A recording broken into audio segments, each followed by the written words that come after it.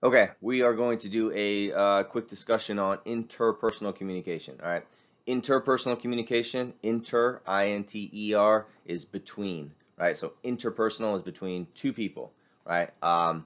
As opposed to intra, I-N-T-R-A, intra is sort of within. So you could have interpersonal, so two people. You could have intrapersonal, which is communication with yourself. You could have intercultural, between two cultures. You could have intracultural, which is just within a culture. All right. So now we sort of teased out the inter versus intra. Let's get started.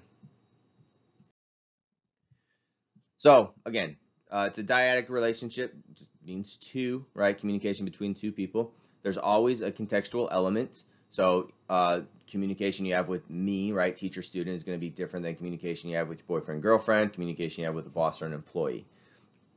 All right, one thing that's kind of fun to think about with interpersonal is the dating, the dating world, right? So we have, I don't know what this font is for, if it's Tinder or Bumble or Match.com or whatever, right?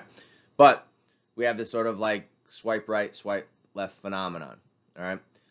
So there is something to be said about mate preference, right? So a fun activity I usually do in the classroom with students is, first and foremost, I have them write down, and you should do this at home if you're seriously looking for a partner at the moment, right?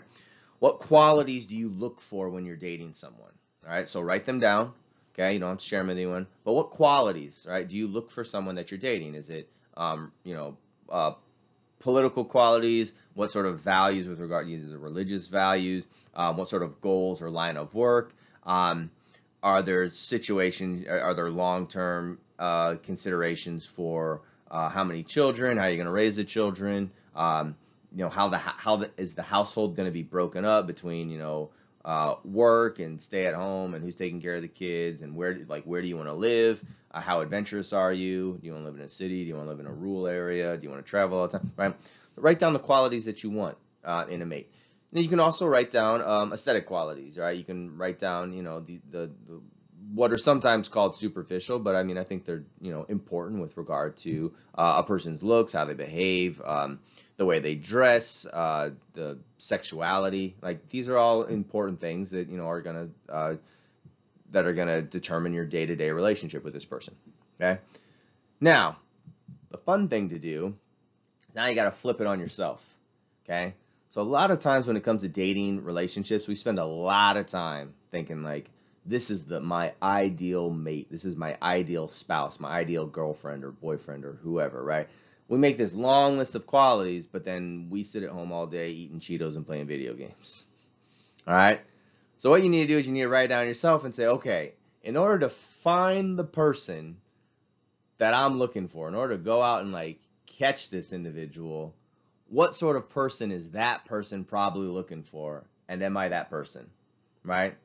If I'm talking about, some, beautiful supermodel individual and I'm at home eating Doritos and playing Nintendo all day, I'm probably not high on that person's list. Okay?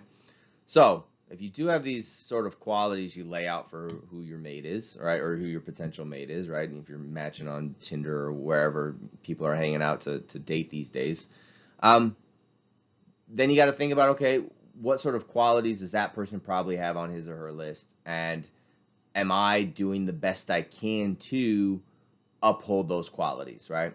So if I want a person who's trustworthy, if I want a person who is church going or has a certain political ambition, persuasion, has certain values with regard to kids and monogamy and fidelity and everything else. It's like, okay, am I doing those things? And if I'm not, that person's probably going to look right through me if and when they come across my path.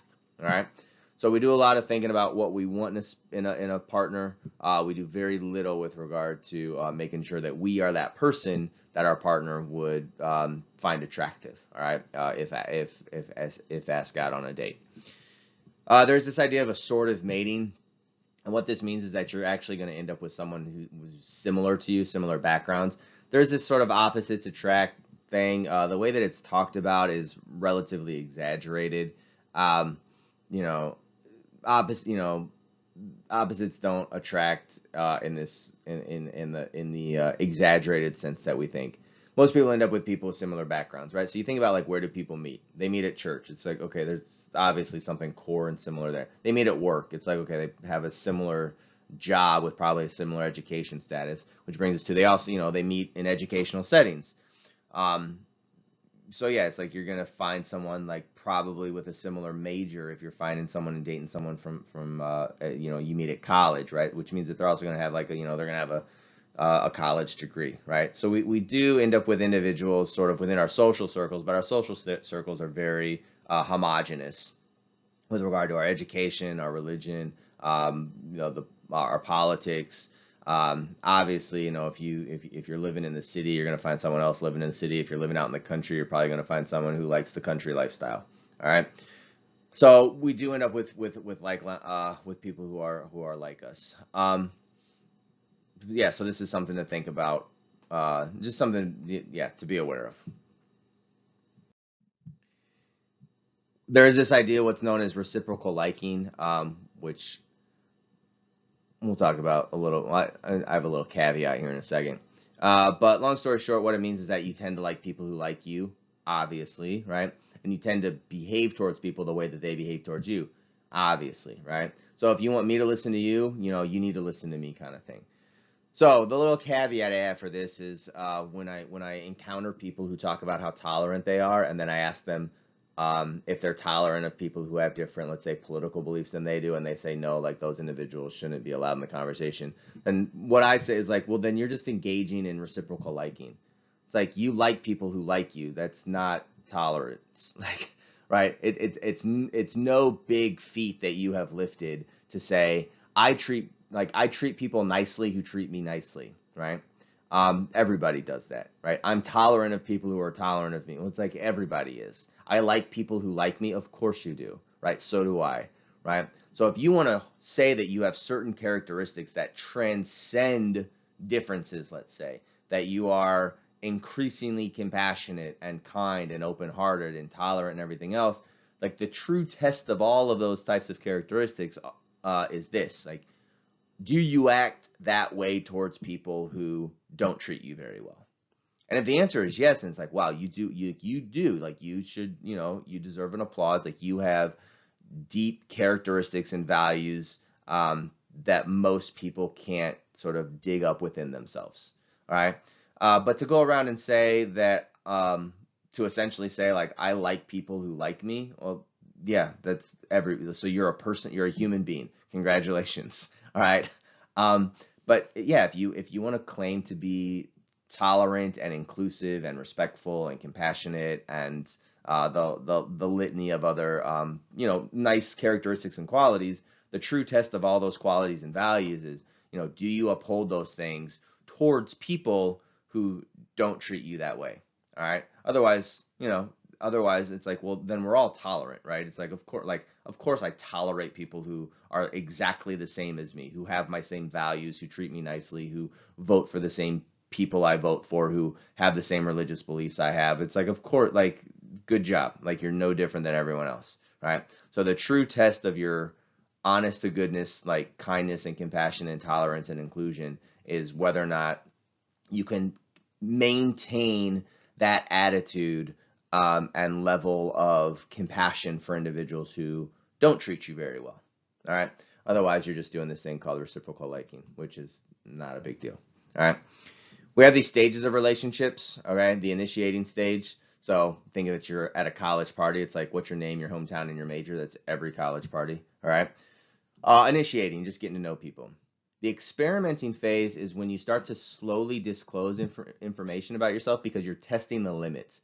So let's say you go on a date with an individual and all of a sudden you get to like the second or third date.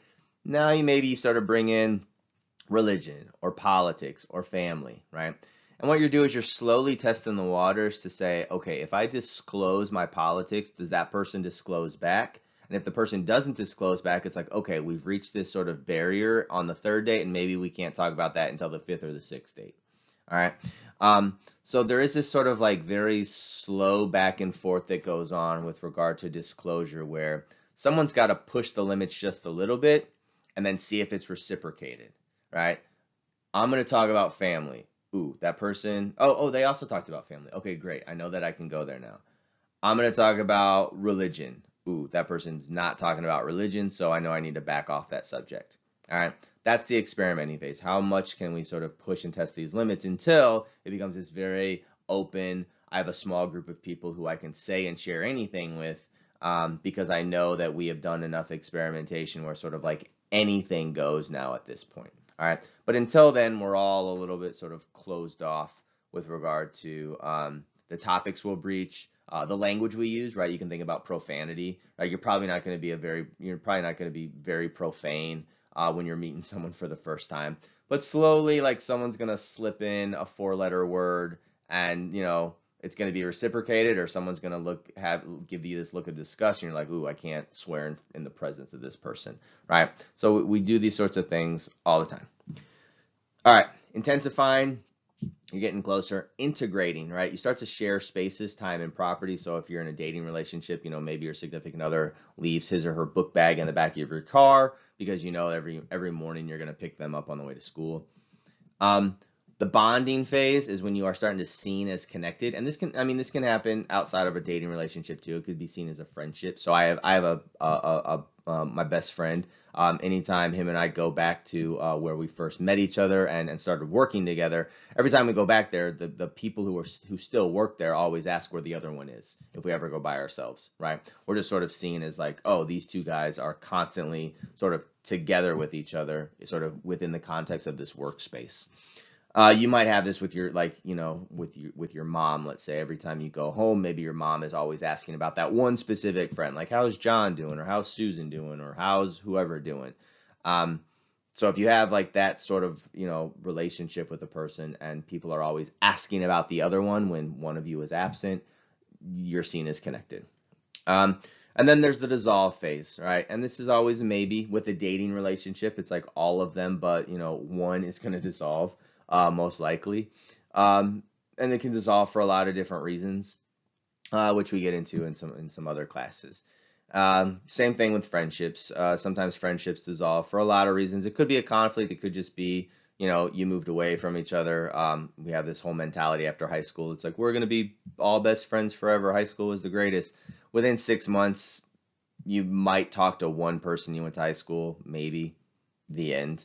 But it all pretty quickly dissolves because you've moved on to other friends that they're not better friends, but part of friendships and relationships is time invested. And if you're going to college at Penn State and they're going to college in California, you just can't have that sort of time invested. Conflict's going to happen. I have an entire lecture on why conflict is good. I'm going to put that down in the comments so you can check that out. Long story short, all right, tensions and conflicts are going to happen, right? They are inevitable, right? But if your relationship can successfully manage and negotiate those tensions, what that means is that you have a good relationship, right? So you think about a dating relationship. At one point, someone's going to say something that offends the other person, right? But if you and that other person, right, you and your significant other can successfully manage that tension, then all of a sudden you come out the other side and say, wow, we're the type of couple who can go through conflict and we can actually stay together because we're committed to the relationship. As opposed to it's like we have our first fight and it all blows up and everything falls apart. You're like, this probably wasn't good to begin with in the first place. All right.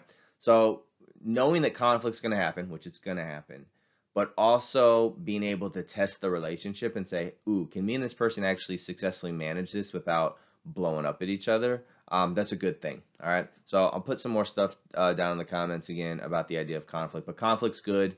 You shouldn't like seek it out, but you should know it's going to happen. And when it does, instead of looking at it as negative and I want to avoid it, sit down with the person and say, okay, there's conflict.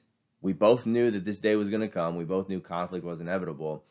I would like to successfully manage this conflict because I value our relationship. So how can you and I successfully manage this so that we can come out the other side? And when we come out the other side, we know that we are a pair that knows how to successfully manage conflict together. All right. So that's when people say like conflict, it can make you stronger. You come out the other side. Well, what it means is that you've learned a lesson that you and this other person know how to solve a problem without, having things completely go off the rails. All right. So that's sort of like the strength in the conflict. You learn a lot about the relationship. Right. The final topic we're going to talk about. I do some more stuff in depth in my class. My interpersonal class and my 203 class. They actually read The Great Gatsby in that class. I recommend you read The Great Gatsby. The movie that came out in 2010, 2011. Leonardo DiCaprio's the plays Gatsby in it. It's for a movie version of a book. I liked it. So you can watch the movie too if you want, but I definitely recommend reading the book. All right. So a little bit about just romantic relationships here, just relationships in general. All right, this is what we kind of get into in my 203 class. So The Great Gatsby, 1925 by Scott Fitzgerald. I actually think this might be wrong. It might be 1924. Either way, I do know that we're coming up on the 100th anniversary, and I will be having a giant party that everyone's invited to. So you can come to my giant Gatsby party on the 100th anniversary of its publication. All right. But I think this was 24. I think 25 is a misprint. All right. It centers around Jay Gatsby and Daisy Buchanan, who are these individuals over here. They met briefly in 1917 before Gatsby left for World War I, but he didn't make a move on her because he was poor. So his whole thing was like, I'm going to go off to war. I'm going to make myself rich and famous, and then I'm going to go back to Daisy, who was from this wealthy family. He returns from the war and all of his situations. He finds out that Daisy is married. She's unhappy in her marriage, though. So he still thinks that it's like, okay, maybe I can remind her of my boyhood charm and get her to leave her husband for me. So he goes out, he makes a lot of money. I won't tell you how, in case you haven't read it. I mean, it's almost 100 years old. I feel like spoilers are outdated now, but just in case, right? But he has a lot of parties, like they're sort of in the same social, they kind of roam around in the same elite social circles out on Long Island. So he has all these big parties at his big fancy mansion on Long Island, and he tries to get her attention. He's like, I hope she comes in one day, and kind of like wanders into this party and says, ooh, who's this amazing guy with this great house and party? And then she realizes that it's like her boyhood crush, or her girlhood crush. Okay. So he does, like she finds out who he is. She finds out that he's like basically neighbors with her. And they, start to sort of rekindle some of the romance. So what I do with my students is we sort of look at like what might happen in each of these stages. So the initiating phase, it's let's say after Gatsby gets back from the war. The initiating phase is just like he just gotta like reintroduce himself to her and be like, hey, I'm your neighbor now. Like, remember me, right? This is what I do now. Like I have this big fancy life. The experimenting phase, obviously part of the situation in this book that makes it difficult is she's married, so they're both testing the limits with regard to how romantically involved they're willing to get around the fact given the fact that one of them's married and it's been 5 years since they last saw each other. The intensifying phase, the integrating phase, the bonding phase are seen as like a couple. So there are a couple of friends that they have that know that they're seeing each other, who sort of know their backstory. So even though, again, Daisy's married to this guy over here, Tom Buchanan in this hat, there are individuals who sort of know, like, okay, Jay and Daisy, they have this thing on the down low, right? And then you have this like dissolving phase, and then it becomes a choice, right? At the end, it's going to dissolve. It's really around Daisy. It's going to dissolve because Daisy's going to break it off with her husband. She's going to get divorced from her husband, Tom, or she's going to tell Jay that the affair is over, and she's going to go back to her husband. So that's the sort of choice she has to make. And you say, okay, well, why? And the obvious why is, anytime you're involved in some sort of, love triangle, like at some point, someone's got to say, okay, we got to make a decision. Like, this can't go on forever. So read The Great Gatsby. Think about the ways in which all the interpersonal relationships sort of happen along these different markers in the stages of the relationship. And there you have it. That's interpersonal communication, the very, very short introduction to it. And again, I'll have some stuff on conflict in the comments below you can check out.